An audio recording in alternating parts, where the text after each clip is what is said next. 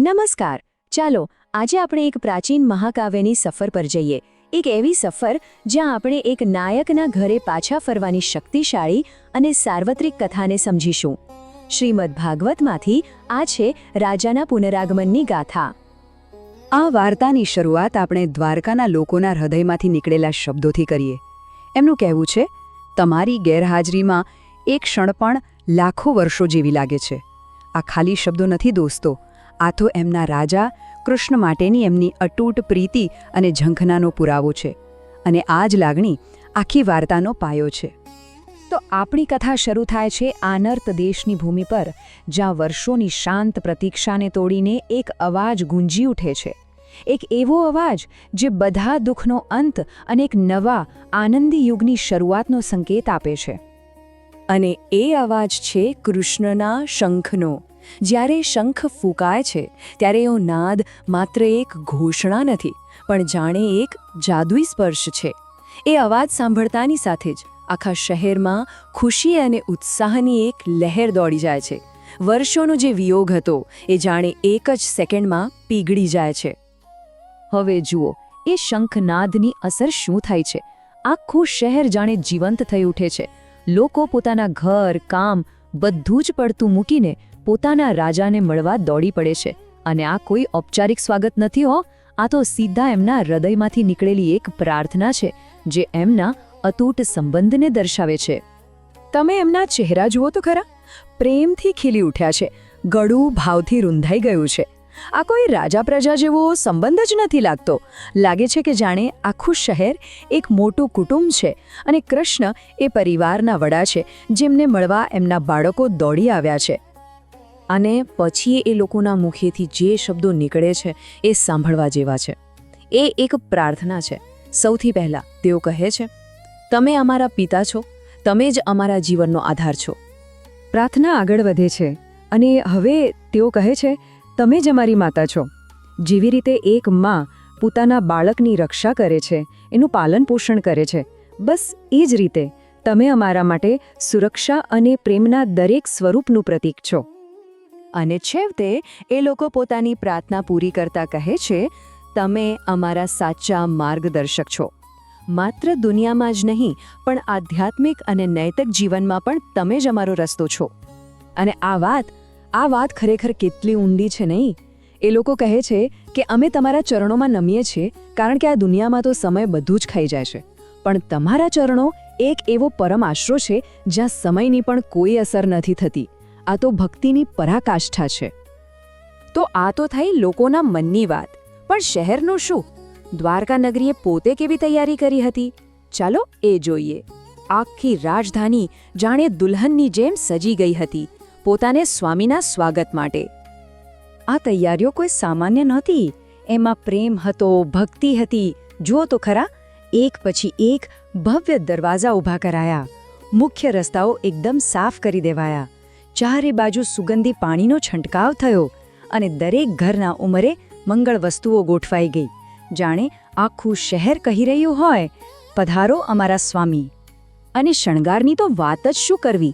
ચારે બાજુ ધજા પતાકા લહેરાતા હતા, એટલા કે સૂરજને પણ છાંયો મળી જાય. દરેક જગ્યાએ ફળ, ફૂલ અને તાજા અંકુરની ભેટ, સમૃદ્ધિના પ્રતીક જેવા પાણીથી છલોછલ કળશ, દરેક દરવાજે દહીં અને આખા અનાજ મૂકેલા, અને હવામાં દીવા અને ધૂપની એવી તો સરસ સુગંધ ફેલાઈ હતી. આહા! સારું, તો આ ભવ્ય સ્વાગત તો થયું, પણ હવે વાર્તા એક અંગત વળાંક લે છે. કારણ કે રાજા ભલે ગમે તેટલો મોટો હોય, ઘરે તો એ કોઈકનો દીકરો જ હોય છે, ખરું ને? તો ચાલો હવે આપણે રાજમહેલની અંદર જઈએ અને જોઈએ કે ત્યાં કેવું દ્રશ્ય છે. અને અહીં કૃષ્ણનું વ્યક્તિત્વ જુઓ. એવું નથી કે એ ખાલી મોટા લોકોને જ મળે. ના, એ તો શહેરના નાનામાં નાના માણસથી માંડીને મોટામાં મોટા વડીલ સુધી દરેકને મળે છે. કોઈને નમન કરે, કોઈને ગળે મળે, કોઈને પ્રેમથી સ્મિત આપે. દરેક માટે એમની પાસે સમય છે. આ જ તો એમને મહાન બનાવે છે. અહીંયા બે ચિત્રો એક સાથે ચાલી રહ્યા છે. એક તરફ જાહેર જીવનમાં એક રાજા છે, ઔપચારિક રીતે મળે છે, આશીર્વાદ આપે છે. પણ જેવો એ મહેલમાં પોતાની માતાઓ દેવકી અને બીજી માતાઓ પાસે પહોંચે છે, દ્રશ્ય આખું બદલાઈ જાય છે. માતાઓ એમને સીધા ખોળામાં બેસાડી દે છે. એમની આંખોમાંથી ખુશીના આંસુ વહે છે અને શાસ્ત્ર કહે છે કે સ્નેહના કારણે એમના સ્તનમાંથી દૂધની ધારાઓ વહેવા લાગે છે. જુઓ, બહાર રાજા અને અંદર માનો લાડકો દીકરો. આ બધું જ્યારે થઈ રહ્યું હતું ત્યારે શહેરની સ્ત્રીઓ પોતપોતાના ઘરની છત પરથી અગાશીઓમાંથી આ દ્રશ્ય જોતી હતી અને એમની આંખો કૃષ્ણના ચહેરા પરથી હટતી જ નહોતી. એમનું રૂપ જ એવું હતું. શાસ્ત્રો તો એને સંપત્તિની દેવી એટલે કે લક્ષ્મીજીનું નિવાસસ્થાન કહે છે. મતલબ એમને જોતા જ આંખો ધરાય નહીં. અને હવે આવે છે વાર્તાનો સૌથી અંગત અને કદાચ સૌથી આશ્ચર્યજનક ભાગ. એમના પોતાના મહેલોમાં કેટલી પત્નીઓ એમની રાહ જોઈ રહી હતી? આંકડો છે 16,000. જી હા, 16,000. આ આંકડો જ આપણને એમના જીવનના એક અલગ જ પાસા તરફ લઈ જાય છે. તો આ 16,000 પત્નીઓ એમને કેવી રીતે મળે છે? કોઈ શોરબકોર નથી, કોઈ શબ્દો નથી. એમનું સ્વાગત એકદમ શાંત છે, પણ એટલું જ શક્તિશાળી. એમને જોઈને એ બધી જ પોતાની આંખોથી અને પોતાના હૃદયના ઊંડાણમાંથી એમને ભેટી પડે છે. આ એક એવો આલિંગન છે જેમાં સ્પર્શની જરૂર નથી. તો આ બધું જોઈને, સાંભળીને મનમાં એક સવાલ તો આવે જ, બરાબર? કે જે વ્યક્તિ આટલી દિવ્ય છે, જે આખા નગરનો રાજા, પિતા અને માતા છે, એ આટલું બધું એક સામાન્ય માણસની જેમ કેવી રીતે કરી શકે? આ એક વિરોધાભાસ જેવું લાગે છે. ચાલો આ રહસ્યને સમજવાનો પ્રયત્ન કરીએ. આ સવાલનો જવાબ એક શબ્દમાં છે: લીલા. લીલા એટલે શું? એને ભગવાનનું એક દિવ્ય નાટક સમજી લો. જેમ કોઈ સારો એક્ટર સ્ટેજ પર કોઈ પાત્ર ભજવે, એ પાત્રમાં જીવે, પણ અંદરથી એ જાણે છે કે એ પોતે એ પાત્ર નથી. બસ એ જ રીતે ભગવાન આ દુનિયામાં આવે છે, આપણી જેમ જ જીવે છે, બધા સંબંધો નિભાવે છે, પણ એ ક્યારે આ દુનિયાના નિયમોમાં બંધાતા નથી. એટલે જ આપણને જે દેખાય છે અને જે હકીકત છે એમાં ફરક છે. આપણને લાગે કે અરે આ તો કેટલા આસક્ત છે પરિવારમાં, પત્નીઓમાં, પણ હકીકત એ છે કે એ સંપૂર્ણ અનાસક્ત છે. આપણને એ એક માણસ જેવા લાગે છે, પણ એ પરમ તત્વ છે. એ મનુષ્ય જેવું વર્તન કરે છે, પણ એમના પર પ્રકૃતિના કોઈ ગુણની અસર થતી નથી. તો પછી આ શક્ય કેવી રીતે બને? શાસ્ત્ર એક બહુ જ સરસ ઉદાહરણ આપે છે. એ કહે છે કે જેવી રીતે આપણી બુદ્ધિ એ હજારો વિચારોને જુએ છે, સમજે છે, પણ બુદ્ધિ પોતે એ વિચારો નથી બની જતી, ખરું ને? બસ એ જ રીતે કૃષ્ણ પણ આ દુનિયામાં એના ગુણોની વચ્ચે રહે છે, પણ એનાથી ક્યારેય પ્રભાવિત નથી થતા. એ હંમેશા એનાથી અલગ પર રહે છે. તો અંતે આપણી સામે આ એક મોટો સુંદર પ્રશ્ન રહી જાય છે. જે અનંત છે, જેની કોઈ સીમા નથી, એ આ સીમિત દુનિયામાં આટલી પરફેક્ટ રીતે કેવી રીતે જીવી શકે છે? આ સવાલનો જવાબ કદાચ એ જ છે કે દિવ્યતા અને માનવતા અલગ નથી. આ વાર્તા ખાલી એક રાજાના પાછા આવવાની નથી. આ તો આપણા જેવા સીમિત જીવોમાં રહેલી અનંત શક્યતાઓનું દર્શન છે. વિચારવા જેવી વાત છે ને?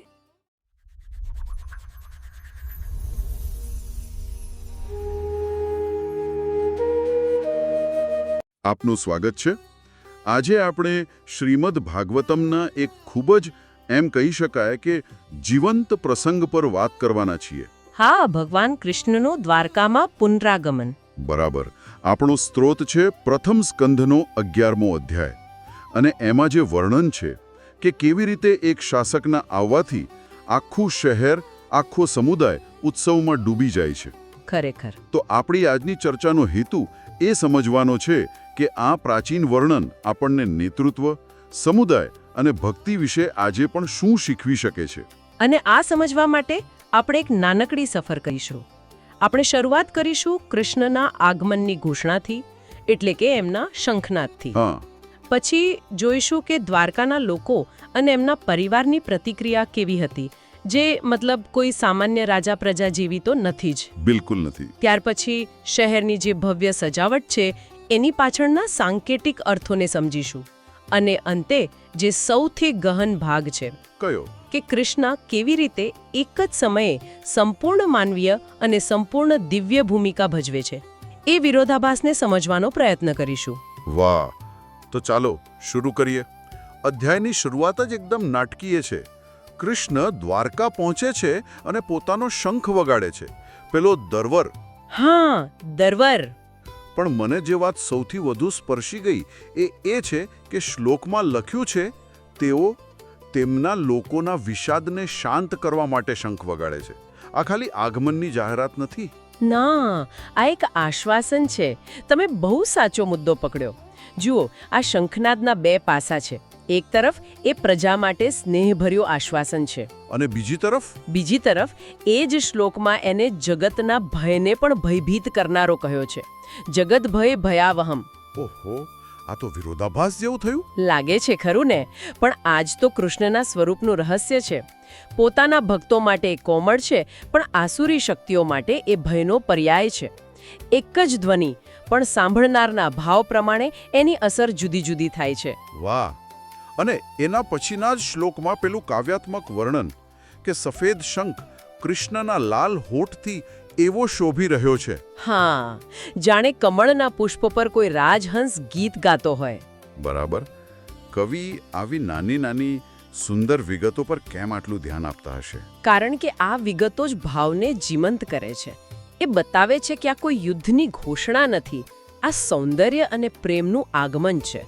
રાજહંસ, ખબર છે, એ શાંતિ અને પવિત્રતાનું પ્રતીક છે. એટલે કવિ કહેવા માંગે છે કે જે ધ્વનિ દુષ્ટોને ડરાવે છે એનું મૂળ સૌંદર્યમાં છે. ચોક્કસ. અને હવે જુઓ કે આ અવાજ સાંભળીને લોકો શું કરે છે. તેઓ ડરીને ઘરમાં નથી છુપાઈ જતા. બિલકુલ નહીં. એ તો ભેટ સોગાદો લઈને ઘરની બહાર દોડી આવે છે. શ્લોકમાં એક શબ્દ છે ભર્તૃદર્શન લાલસા. હા, જેનો અર્થ થાય પોતાના સ્વામીના દર્શન માટે ઉત્સુક. આ જ બતાવે છે કે એમનો સંબંધ ડરનો નહીં પણ ઊંડા પ્રેમ અને પ્રતીક્ષાનો હતો. અને પેલો ભર્તૃ શબ્દ એ અહીં બહુ મહત્વનો છે. એનો અર્થ ખાલી રાજા નથી થતો, પણ પાલનહાર, રક્ષક. ઓકે. દ્વારકાના લોકો કૃષ્ણને એવા શાસક તરીકે જોતા હતા જે એમનું ભરણ પોષણ કરે છે, એમનું રક્ષણ કરે છે. એટલે એમનું આગમન એમના માટે ભય નહીં પણ ભરોસાનું પ્રતીક હતું. એક આદર્શ શાસક પ્રજા સંબંધનું આનાથી સારું ઉદાહરણ શું હોઈ શકે?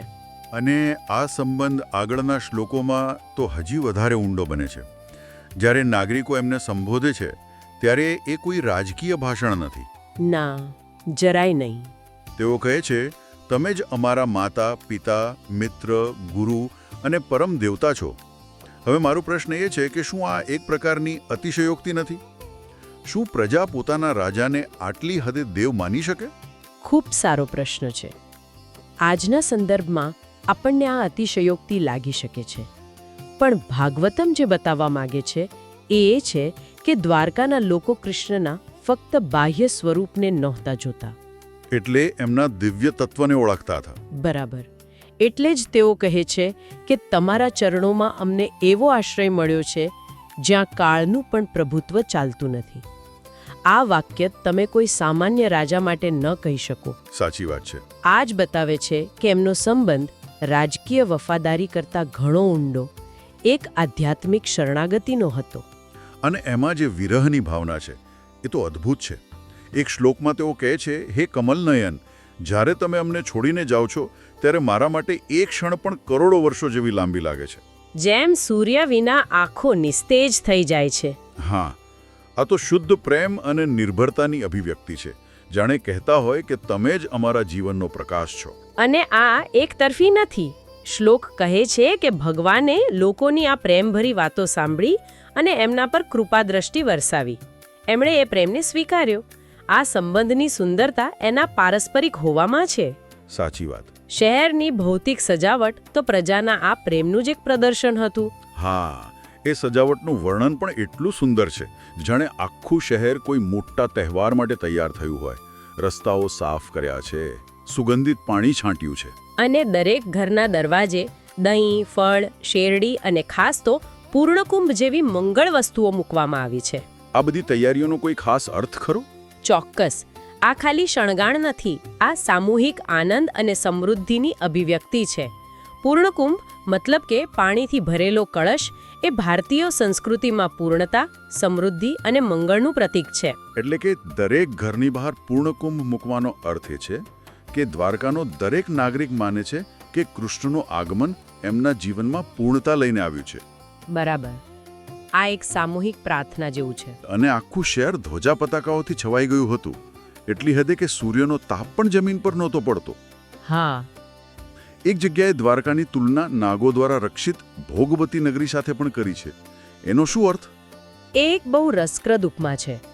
ભોગવતી એ નાગલોકની ઐશ્વર્યશાળી અને સુરક્ષિત રાજધાની મનાય છે. અહીં દ્વારકાને ભોગવતી કહેવાનો અર્થ એ છે કે તે અત્યંત સમૃદ્ધ અને અભેદ્ય છે. અને એની રક્ષા કરનારા યાદવ યોદ્ધાઓને નાગ કયા છે? હા, શક્તિશાળી નાગ. આ બતાવે છે કે દ્વારકા માત્ર ભાવનાત્મક રીતે જ નહીં પણ સૈન્યની દ્રષ્ટિએ પણ કેટલી મજબૂત હતી. આ ભવ્ય નગરીમાં હવે કૃષ્ણનું ભવ્ય સ્વાગત થાય છે. પરિવારના સભ્યો જેમ કે વસુદેવ, બલરામ, પ્રદ્યુમ્ન એટલા ઉત્સાહિત છે કે લખ્યું છે કે એમણે સૂવું, બેસવું અને જમવું પણ છોડી દીધું હતું. એમની સાથે નટ, નર્તકો, ગાયકો, ચારણો પણ છે. આખું વાતાવરણ જ ઉત્સવ જેવું છે. હા, પણ હવે અહીં કૃષ્ણના ચરિત્રની ખરી કસોટી છે. આટલા ભવ્ય સ્વાગત અને પ્રશંસાની વચ્ચે એક નેતા કેવો વ્યવહાર કરે છે એ જ એની મહાનતા બતાવે છે. અને કૃષ્ણ અહીં નેતૃત્વનો એક એમ કહીએ કે માસ્ટર ક્લાસ આપે છે. એ કઈ રીતે? શ્લોક 22માં એક નાની પણ બહુ મહત્વની વાત કહી છે. કૃષ્ણ દરેકને યથાવિધિ માન આપે છે. પ્રણામ, આલિંગન, હાથ મિલાવીને, સ્મિત આપીને. પણ સૌથી મહત્વનું એ છે કે આ સન્માન છેક આશ્વપાકો સુધી પહોંચે છે. આશ્વપાક એટલે એ સમયે સમાજમાં સૌથી નીચલા ગણાતા લોકો, કૃષ્ણ એમને પણ એટલા જ સ્નેહ અને સન્માનથી મળે છે. એટલે કે એમની નજરમાં કોઈ ઊંચ નીચ નથી. બિલકુલ. આજના સમયમાં જેને આપણે ઇન્ક્લુઝિવ લીડરશિપ કહીએ છીએ, આ એનું શ્રેષ્ઠ ઉદાહરણ છે. સાચી વાત. એક સાચા નેતાની શક્તિ એના ભવ્ય સ્વાગતમાં નથી, પણ સમાજના છેવાડાના માણસને પણ એ અહેસાસ કરાવવામાં છે કે તમે પણ મારા માટે એટલા જ મહત્વના છો. આ એક જ કૃત્યથી કૃષ્ણ રાજામાંથી જનનાયક બની જાય છે. અને આ જ નમ્રતા અને સ્નેહ એમના પારિવારિક સંબંધોમાં પણ દેખાય છે, ખરું ને? હા, જ્યારે તેઓ પોતાની માતાઓને મળે છે એ દ્રશ્ય તો ખૂબ જ ભાવુક છે. તેઓ પરમ શક્તિશાળી ભગવાન હોવા છતાં દેવકી સહિત સાતેય માતાઓને માથું નમાવીને પ્રણામ કરે છે. અને માતાઓની પ્રતિક્રિયા જુઓ, કેટલી સહજ છે.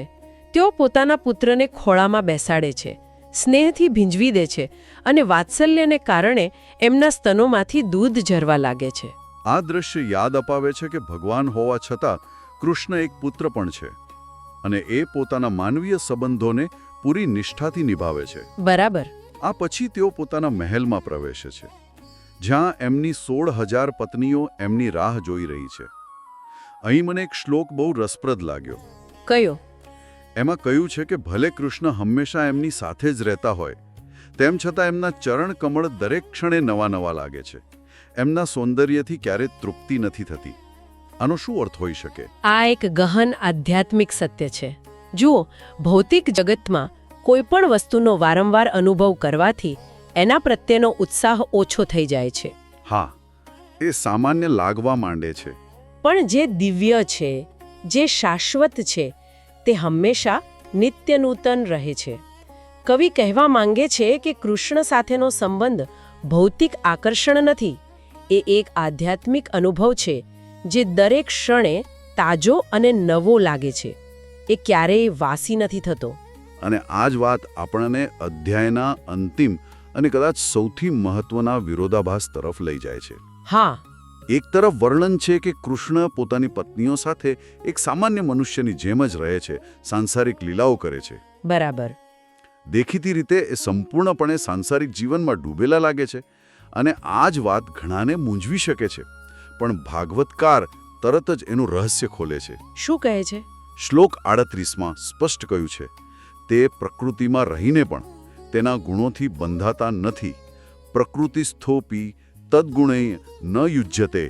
એનો સરળ અર્થ શું થાય? એનો અર્થ એ છે કે જેમ કમળ કાદવમાં ઉગીને પણ કાદવથી અલિપ્ત રહે છે, હા, તેમ કૃષ્ણ સંસારના બધા જ કર્મો કરવા છતાં એ કર્મોના ફળ, એના સુખ દુઃખ, રાગદ્વેષથી સંપૂર્ણપણે અલિપ્ત એટલે કે ડિટેચ્ડ રહે છે. તેઓ ભૂમિકા ભજવે છે, પણ એ ભૂમિકા એમને બાંધતી નથી.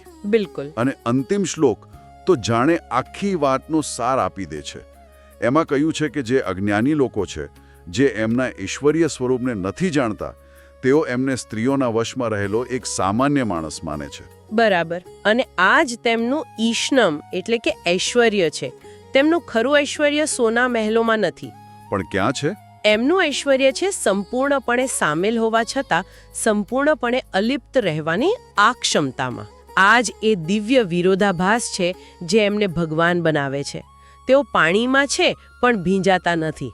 તો આજની આ ચર્ચા પરથી જે મુખ્ય શીખ મળી એને ફરી એકવાર જોઈએ. આપણે જોયું કે એક સાચા નેતાનું આગમન એના સમુદાય માટે ભય નહીં પણ ઉત્સવનું કારણ બને છે. હા, આપણે એ પણ સમજ્યું કે નેતાની સાચી શક્તિ એના પદમાં નથી પણ સમાજના સૌથી સામાન્ય વ્યક્તિને પણ સન્માન અને પ્રેમ આપવાની ક્ષમતામાં છે. ચોક્કસ. અને અંતે આપણે જીવનમાં સંપૂર્ણપણે સામેલ રહીને પણ એનાથી અલિપ્ત રહેવાના એક ગહન સિદ્ધાંતને સમજવાનો પ્રયત્ન કર્યો. તે એક વિચાર મૂકીને જાય છે. શું એ શક્ય છે કે કોઈ વ્યક્તિ એક જ સમયે પોતાના બધા જ કર્તવ્યો પારિવારિક, સામાજિક પૂરી નિષ્ઠાથી નિભાવે અને છતાં પણ એ બધાના પરિણામો અને ભાવોથી માનસિક રીતે અલિપ્ત રહે? આ દેખીતા વિરોધાભાસને સાધવામાં જ કદાચ એક સંતુલિત અને સાર્થક જીવનનું રહસ્ય છુપાયેલું છે.